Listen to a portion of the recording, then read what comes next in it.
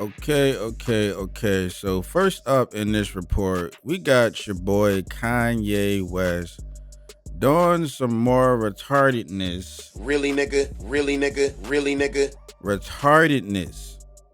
Like, I cannot explain this retardedness in my honest opinion. So it looks like Kanye West he has allegedly showed his sex tapes and explicit Kim Kardashian photos to the Yeezy staff. The report reads Kanye West frequently showed pornography, including his own sex tapes, to Yeezy employees, according to a new report from Rolling Stone, lifting the lid on the disturbingly sexualized atmosphere at the company. A number of former Yeezy and Adidas staffers and creative collaborators claimed the hip-hop fashion mogul played porn during meetings, showed sexually explicit content of his then-wife Kim Kardashian, and even shared videos of himself engaging in sexual activities with women. Now, what is the angle? Really, nigga? What's the angle? Bruh. What's the angle, Kanye? Like, why are you doing this, bro? What is the point? What is the point, man? Sometimes I don't understand Kanye, but hey, let me continue. So one young creative recalled meeting with Kanye in Chicago in 2018, where the rapper pulled out his phone and showed him a very revealing photo of Kim. It says, "My wife just sent me this," West said. According to the creative, he reportedly showed an explicit video of Kim Kardashian to the Yeezy team members on at least one other occasion that year. Before that, in 2013, Kanye West invited a rising creative to his home in Hollywood Hills. Instead of discussing anything work-related, however, he allegedly showed the designer hardcore pornography on his laptop. What? Like, this is your boss? Bruh. Like, this is your boss. Like, oh, hell no. I can't imagine my boss inviting me to his house to watch porn. What's wrong with it, man? What's wrong with him? What's wrong with him?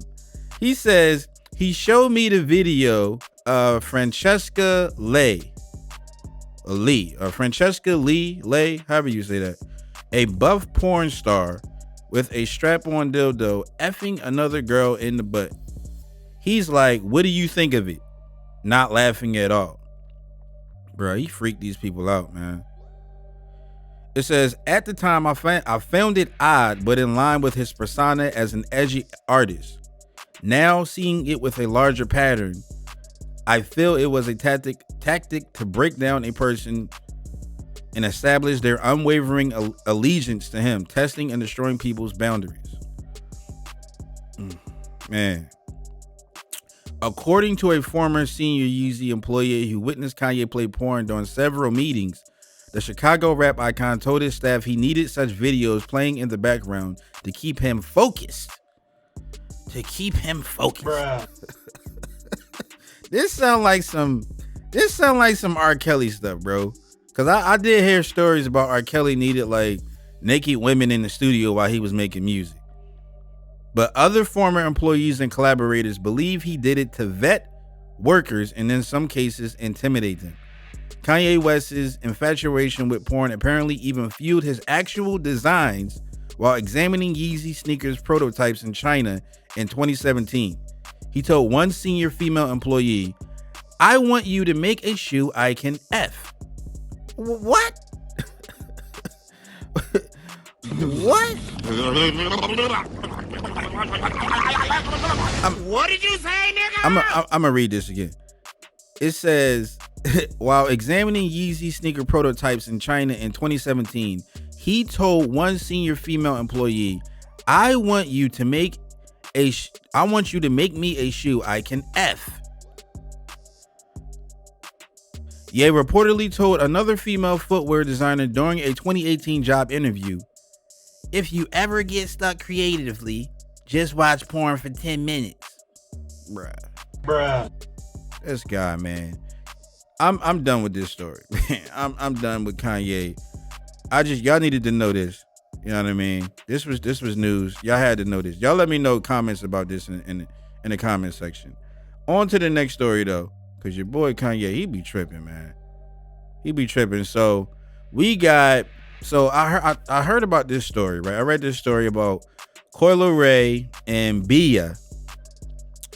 They and then Lotto. So Lotto's songs got leaked, and a lot of the songs that got leaked was some reference tracks, including Coi Ray and Bia. So the story reads, Coi Ray and Bia has responded after a series of leaked Lotto songs raised questions about their respective pen games.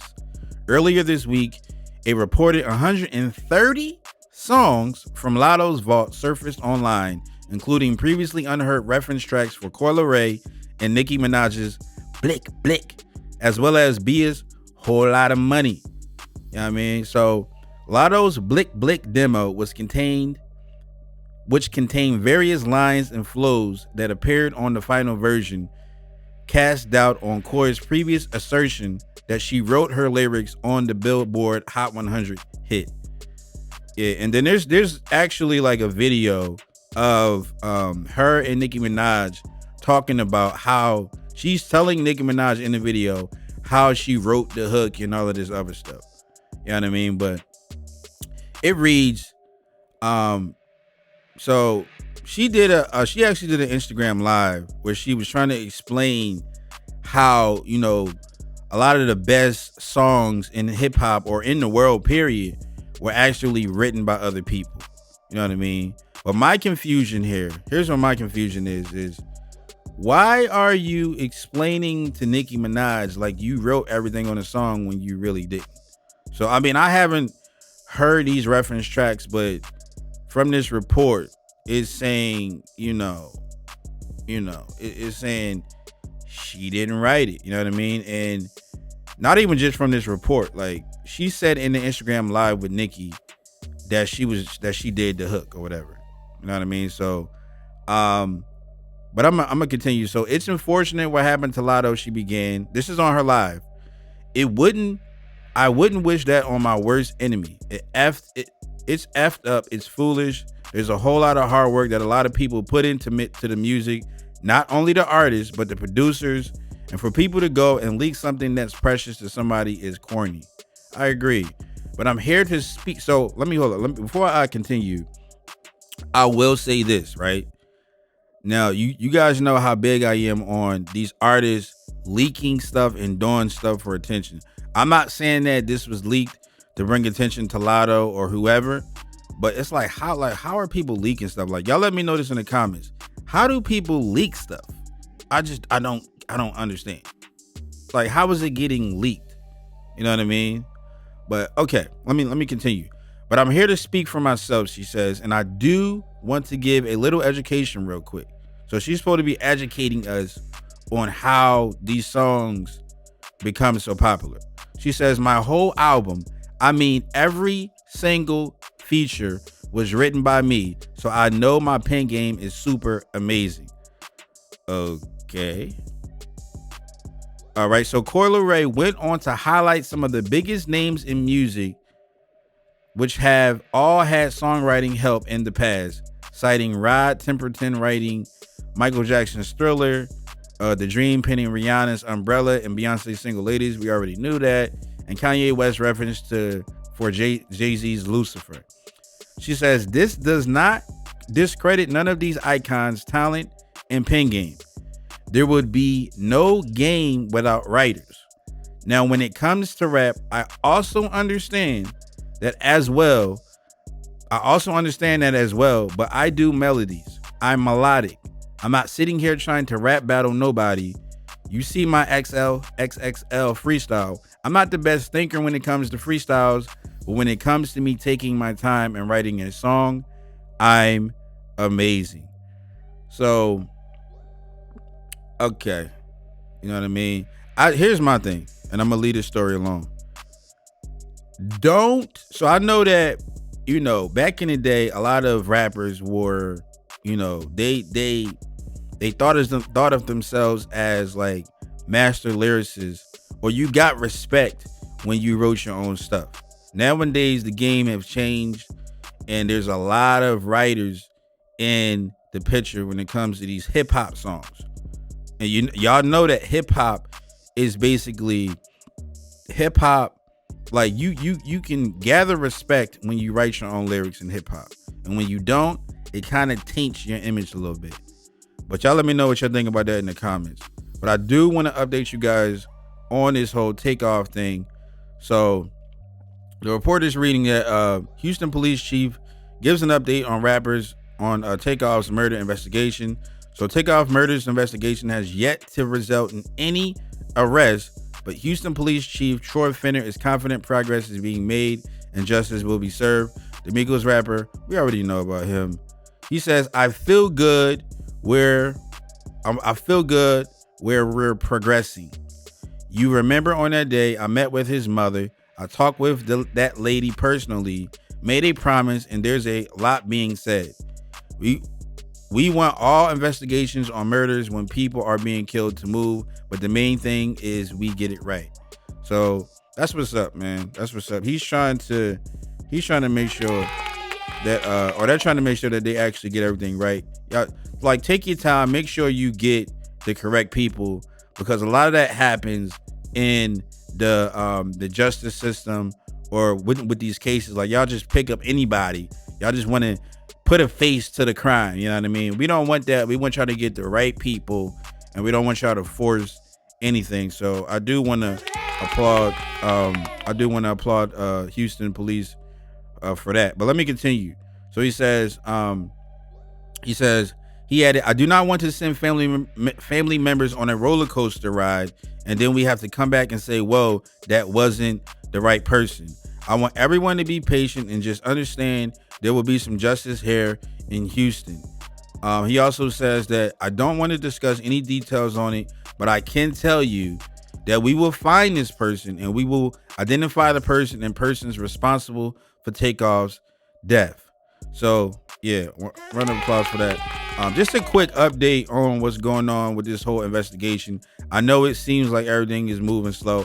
I was actually wondering like what was going on, because ever since Takeoff's passing, you know, he has been in the news. There's been a lot of theories and conspiracy theories and people's opinions on what happened to him, but everybody wants to know the answer of what's going on. You know what I mean? So I will keep you guys updated on this whole Takeoff investigation, of course.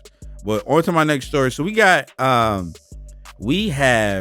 Saweetie. So recently, Saweetie has been in the news because she actually made some type of diss song, and we got your boy Joe Budden here actually responding to her whole controversy and what's going on with her. So on his podcast, he kind of, was coming at her neck a little bit. But I'm gonna play this small little audio clip for you guys to listen to from Joe Budden. Saweetie gotta shut the fuck up. Come on, let's just get to it. I don't have time to play today. Saweetie gotta shut the fuck up. That's my take. I'm not listening to Saweetie until she answered the question everybody waiting for the answer. Did you fuck Offset or not? That's it. Because what I heard, I honestly didn't really hear nothing directed to Quavo. Like, I just keep hearing Lil Baby.